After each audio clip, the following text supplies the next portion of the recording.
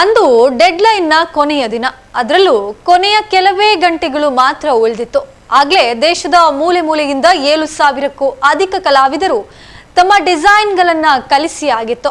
ಯಾವುದೇ ನಿರೀಕ್ಷೆ ಇಟ್ಟುಕೊಳ್ಳದೆ ಈ ಯುವ ಕಲಾವಿದ ಯಾವುದೇ ಒತ್ತಡಕ್ಕೆ ಒಳಗಾಗದೆ ತನ್ನ ಡಿಸೈನ್ ಅನ್ನ ಅಪ್ಲೋಡ್ ಮಾಡಿ ಸುಮ್ಮನೆ ತನ್ನ ಪಾಡಿಗೆ ಕೆಲಸಕ್ಕೆ ಹೊರಡಿದ್ರು. ಇದಾದ 1.5 ತಿಂಗಳ ಬಳಿಕ ರಿಸಲ್ಟ್ ಬಂದಾಗ ಗೆದ್ದು ಬೀಗುವ ಸರದಿ ಆ ಯುವಕನದ್ದಾಗಿತ್ತು. ಹೌದು, ಇದು ದಕ್ಷಿಣ ಕನ್ನಡ ಜಿಲ್ಲೆಯ ಪುತ್ತೂರಿನ ಯುವ ಚಿತ್ರಕಲಾವಿದ ರಾಮ್ ಪ್ರಸಾದ್ ಕೆ ಅವರು ರಾಷ್ಟ್ರ ಮಟ್ಟದಲ್ಲಿ ಪ್ರಸಿದ್ಧಿ ಪಡೆದುಕೊಂಡ ರೀತಿ. ಕೇಂದ್ರ ಸರ್ಕಾರದಿಂದ ಹೊಸ ರೂಪದಲ್ಲಿ ಜಾರಿಗೆ ತಂದಿರುವ ವಿಬಿಜಿ ಕೇಂದ್ರ ಸರ್ಕಾರ ಮನರೇಗಾ ಯೋಜನೆಗೆ ರಾಮ್ ಯೋಜನೆಗೆ ಅಧಿಕೃತವಾಗಿ ಬಳಸಲಾಗುವ ಲೋಗೋವನ್ನ ನೀಡಿದ ಕೀರ್ತಿ ಪುತ್ತೂರಿನ ರಾಮ್ ಪ್ರಸಾದ್ ಮುಡಿಗೇರಿದ. ಕೇಂದ್ರ ಗ್ರಾಮೀಣಾಭಿವೃದ್ಧಿ ಇಲಾಖೆಯು ವಿಬಿಜಿ ರಾಮ್ಜಿ ಯೋಜನೆಗೆ ಬಳಸುವಂತಹ ಲೋಗೋ ಡಿಸೈನ್ ಮಾಡಿಕೊಡುವ ಅವಕಾಶವನ್ನ ದೇಶವಾಸಿಗಳಿಗೆ ಮುಕ್ತವಾಗಿ ಒದಗಿಸಿತ್ತು. ಇದರಲ್ಲಿ ಪಾಲ್ಗೊಂಡ ರಾಮ್ ಪ್ರಸಾದ್ ತಮ್ಮದೇ ಕಲ್ಪನೆಯಲ್ಲಿ ಮೂಡಿಬಂದ ಲೋಗೋವನ್ನ ಕಂಪ್ಯೂಟರ್ ಪರದೆ ಮೇಲೆ ಚಿತ್ರಿಸಿ ಆನ್ಲೈನ್ ಮೂಲಕ ಕಳುಹಿಸಿದ್ರು. ನೋಂದಣಿಯಾಗಿದ್ದ 7,000 ಲೋಗೋಗಳಲ್ಲಿ ಆಯ್ಕೆಯಾಗಿದ್ದು ಜೂನ್ 29ರಂದು ದೆಹಲಿಯಲ್ಲಿ ರಾಮ್ ಪ್ರಸಾದ್ ಬರೆದ ಲೋಗೋ ಅನಾವರಣಗೊಳ್ಳಲಿದೆ. ಈ ಸಂದರ್ಭ ಕೇಂದ್ರ ಸರ್ಕಾರ ರಾಮ್ ಪ್ರಸಾದ್ ಅವರನ್ನು ಸನ್ಮಾನಿಸಿ 50,000 ರೂಪಾಯಿ ನಗದು ಪುರಸ್ಕಾರ ನೀಡಿ ಗೌರವಿಸಲಿದೆ. ತಮ್ಮ ಜೀವನದಲ್ಲಿ ಮಾಡಿದ ಮಹೋನ್ನತ ಸಾಧನೆಯ ಖುಷಿಯೊಂದಿಗೆ ದಿಲ್ಲಿಗೆ ಹೋಗಲು ಸಜ್ಜಾಗಿ ನಿಂತಿದ್ದಾರೆ. ಲೋಗೋ ಕೊಡಲು ಕೇಂದ್ರ ಸರ್ಕಾರ ಎಲ್ಲರಿಗೂ ಮುಕ್ತ ಅವಕಾಶ ನೀಡಿತ್ತು.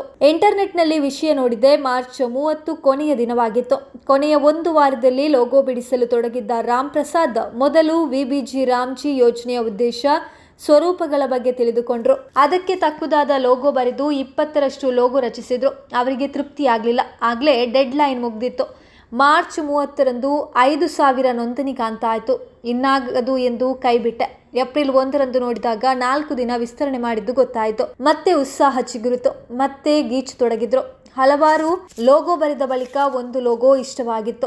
ಏಪ್ರಿಲ್ 4ರಂದು ಕೊನೆಯ ಕ್ಷಣದಲ್ಲಿ ಲೋಗೋ ಕಲ್ಸಿರೋದೇ ಆಯ್ಕೆಯಾಗಿದೆ. ರಾಮ್ ಪ್ರಸಾದ್ ಲೋಗೋ ದೇಶದ ಯೋಜನೆಯೊಂದಕ್ಕೆ ಆಯ್ಕೆಯಾಗಿರೋದಕ್ಕೆ ಅವರ ಮನೆಯಲ್ಲಿ ಸಂತಸ ಮೂಡಿದೆ. ಎಳವೆಯಿಂದಲೇ ಚಿತ್ರಕಲೆಯಲ್ಲಿ ಆಸಕ್ತಿ ಹೊಂದಿದ್ದ ರಾಮ್ ಪ್ರಸಾದ್ ಶಾಲೆ ಮತ್ತು ಕಾಲೇಜುಗಳಲ್ಲಿ ಚಿತ್ರಕಲೆಯಲ್ಲಿ ಅತ್ಯುನ್ನತ ಸಾಧನೆ ತೋರಿದ್ದಾರೆ. ಮಂಗಳೂರಿನ ಮಹಾಲಸ ಕಲಾಶಾಲೆಯಲ್ಲಿ ಕಲಾ ಶಿಕ್ಷಣವನ್ನ ಪಡೆದಿದ್ದು ಸದ್ಯ ಡಿಸೈನಿಂಗ್ ಫೀಲ್ಡ್ ನಲ್ಲೇ ಗುರುತಿಸಿಕೊಂಡಿದ್ದಾರೆ.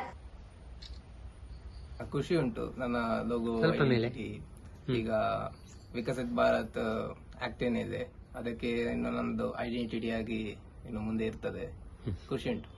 ಇದು ನಾನು ಆನ್ಲೈನ್ ಇಂಟರ್ನೆಟ್ ನಲ್ಲಿ ನೋಡಿದ್ದೆ. ಆಗ ಒಂದು ಪೋಸ್ಟರ್ ನೋಡಿದ್ದೆ, ಹೀಗೆ ಕಾಂಪಿಟೇಷನ್ ಉಂಟು ಅಂತ. ಅದಕ್ಕೆ ನನಗೆ ಯಾಕೆ ಮಾಡಬಾರ್ದು ಅಂತ ಅನಿಸಿತ್ತು. ಹಾಗೆ ಒಂದು ಪ್ರೈವೇಟ್ ಮಾಡುದು ಅಷ್ಟೇ. ಫಸ್ಟ್ ಟೈಮ್ ಅಟೆಂಪ್ಟ್ ಅಲ್ಲಿ ಹೇಗೆ? ಇದು ಸಿಂಗಲ್ ಅಟೆಂಪ್ಟ್, ಅಂದ್ರೆ ಒಬ್ಬರಿಗೆ ಒಂದೇ ಎಂಟ್ರಿ ಇದ್ದದ್ದು.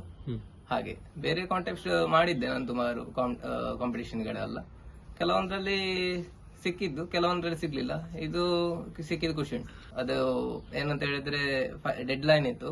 ಡೆಡ್ ಲೈನ್ ದಿನವರೆಗೂ ಹಿಂದಿನ ಲಾಸ್ಟ್ 1 ವೀಕಿನ ನಾನು ಪ್ರಾಕ್ಟೀಸ್ ಮಾಡ್ತಾ ಇದ್ದೆ. ಆ ಕಾನ್ಸೆಪ್ಟ್ ಯಾವ್ದು ನಂಗೆ ಸ್ಯಾಟಿಸ್ಫ್ಯಾಕ್ಷನ್ ಆಗಿರ್ಲಿಲ್ಲ ಆಯ್ತು. ಸೊ ಮರುದಿನ ನೋಡುವಾಗ ಡೆಡ್ ಲೈನ್ ಎಕ್ಸ್ಟೆಂಡ್ ಆಗಿತ್ತು. ಸೊ ನಾನು ಎಕ್ಸ್ಟ್ರಾ ಕಾನ್ಸೆಪ್ಟ್ ಎಲ್ಲ ಬಿಲ್ಡ್ ಮಾಡಿ ಅದನ್ನ ಎಷ್ಟು ಸಿಂಪ್ಲಿಫೈಡ್ ಮಾಡ್ತದೆ ಅಷ್ಟು ಮಾಡಿ ಅವರಿಗೂ ಬೇಕಿತ್ತು ಸಿಂಪ್ಲಿಫೈಡ್ ಲೋಗೋ. ಮತ್ತು ಈಗ ಇಲಸ್ಟ್ರೇಷನ್ ಮಾಡ್ಲಿಕ್ಕೆ ಆಗುದಿಲ್ಲ ಲೋಗೋದಲ್ಲಿ. ಸೊ ನಾನು ಒಂದು ಆಪ್ ಐಕನ್ ಅಲ್ಲೂ ಕಾಣುವ ರೀತಿ ಮತ್ತು ದೊಡ್ಡ ಫ್ಲೆಕ್ಸ್ ಅಲ್ಲಿ ಕಾಣುವ ರೀತಿಯ ಒಂದು ಇಂಪ್ಯಾಕ್ಟೇಬಲ್ ಲೋಗೋ ಅನ್ನು ಡಿಸೈನ್ ಮಾಡಿ ಫೈನಲ್ ಡೇನೆ ಲಾಸ್ಟ್ 1 ಗಂಟೆ ಇರುವಾಗ ಸಬ್ಮಿಷನ್ ಮಾಡಿದಂಥದ್ದು. ಅದರಲ್ಲಿ 7,233 ಸಬ್ಮಿಷನ್ ಇತ್ತು. ನಂದು ಒಂದರಲ್ಲಿ ನನಗೆ ಪ್ರೈಸ್ ಇದೆ ಈಗ 50,000. ಮತ್ತೆ ಡೆಲ್ಲಿಗೆ ಕರೆದಿದ್ದಾರೆ ಮಿನಿಸ್ಟ್ರಿ ಅವರು, ಒಂದು ಅವಾರ್ಡ್ ಫಂಕ್ಷನ್ ಇದೆ ಅಂತ. ಹಾಗೆ ಓಕೆ, ಥ್ಯಾಂಕ್ ಯು. ಖುಷಿ ಆಗ್ತಾ ಉಂಟು. ತುಂಬಾ ಸಣ್ಣ ಕಾಂಪಿಟೇಷನ್ ಅಲ್ಲೆಲ್ಲ ಭಾಗವಹಿಸೋದು. ನಾವು ಸಪೋರ್ಟ್ ಮಾಡಿ ಗಣೇಶೋತ್ಸವ ಸ್ಟಾರ್ಟ್ ಆಗುದು, ಗಣಪತಿ ಚಿತ್ರ ಬಿಡಿಸೋದು. ಅಲ್ಲಿಂದ ಕಾಲೇಜ್, ಹೈಸ್ಕೂಲಲ್ಲಿ, ಕಾಲೇಜ್ ಎಲ್ಲ ಫಸ್ಟ್ ಬಂದಿದೆ ಕಾಲೇಜಿಗೆ. ನಾವು ವಿವೇಕಾನಂದ ಇಂಗ್ಲಿಷ್ ಕನ್ನಡ ಮೀಡಿಯಂ ಶಾಲೆಯಲ್ಲಿ SLCಯಲ್ಲಿ ಫಸ್ಟ್, ಆರ್ಟಲ್ಲಿ ಫಸ್ಟ್, ಕಾಲೇಜಲ್ಲೂ ಸಹ ಆಗಿ ವಿವೇಕಾನಂದ PU ಕಾಲೇಜಲ್ಲಿ ಕಾಲೇಜಿಗೆ ಫಸ್ಟ್. ಇದೇ ಭಾಗವಹಿಸಲಿಕ್ಕೆ ಕಾರಣ ಅಂತ ಅವನು ಅದೇ ಇದಕ್ಕೆ ಕೇಳಿದ್ದ, ನನಗೆ ಆರ್ಟಿಕ್ ಆಗಬೇಕು ಅಂತೇಳಿ. ಹಾಗೆ ಮೈಸೂರು ಬೇಡ, ದೂರ ಆಗ್ತಂದು ನಾವು ಇಲ್ಲಿ ಮಂಗಳೂರಲ್ಲಿ ಹಾಕಿದ್ದು. ಅವನ ಸಾರು ಸಹ ಮೈಸೂರಿನಲ್ಲಿ ಇಲ್ಲಿ ಕಲ್ತವರು. ಅದು ಗಮನ ಅವನು ಹೇಳ್ತಿರ್ತಾನೆ. ನಾವು ಅದ್ರಲ್ಲಿ ನಾವು ಪೇಟೆ ಇರ್ತೇವೆ, ಸಂಜೆವರೆಗೆ ವರ್ಕ್ ಮಾಡ್ತಿರ್ತಾನೆ. ಆಗ ಕೇಳುವಾಗ ಹೇಳ್ತಾನೆ ಕೆಲಸ ಉಂಟದು, ರಾತ್ರಿ ಆಗ್ತದೆ, ಲೇಟ್ ಆಗ್ತದೆ, ಅದು ನಾಳೆಗೆ ಮುಗಿಸ್ಬೇಕು ಅಂತ ಹೇಳ್ತೇನೆ. ಆಗ ನಾವು ಸಪೋರ್ಟ್ ಆಗಿದ್ದೇವೆ. ಈಗ ನ್ಯಾಷನಲ್ ಲೆವೆಲ್ ಸೆಲೆಕ್ಟ್ ಆಗಿದ್ದಾರೆ, ಹೇಗೆ ಅನಿಸ್ತಾ ಇದೆ? ಖುಷಿ ಆಗ್ತದೆ, ಸಂತೋಷ ಆಗ್ತದೆ.